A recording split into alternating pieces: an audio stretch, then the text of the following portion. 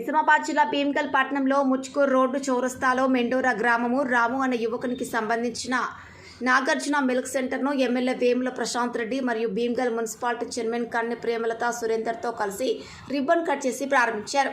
అనంతరం స్వీట్లు పంచుకున్నారు. సందర్భంగా ఎమ్మెల్యే ప్రశాంత్ రెడ్డి మాట్లాడుతూ ప్రభుత్వ, ప్రైవేటు ఉద్యోగాల కోసం ఎదురు చూసి తన సమయాన్ని వృధా చేయకుండా స్వతహా వ్యాపారం చేసి తమ కుటుంబాలను పోషించుకోవాలని ఆయన కోరారు. ప్రతి ఒక్కరితో ప్రేమగా ఉండి తమ వ్యాపారాన్ని దినదినాభివృద్ధి పరచుకోవాలని ఆయన అన్నారు.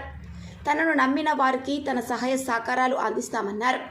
కార్యక్రమంలో ఎంపీటీసీ ఆర్మూర్ మహేష్, జెడ్పీటీసీ రవి, నాయకులు మల్లెల అనుపమ ప్రసాద్, కర్రె సత్తయ్య, గంగయ్య, నీలం రవి, శర్మన్ నాయక్ మరియు ఇతర కార్యకర్తలు, అభిమానులు తదితరులు పాల్గొన్నారు. RRR news reporter K Kondalarao, Bheemgal జిల్లా, నిజామాబాద్.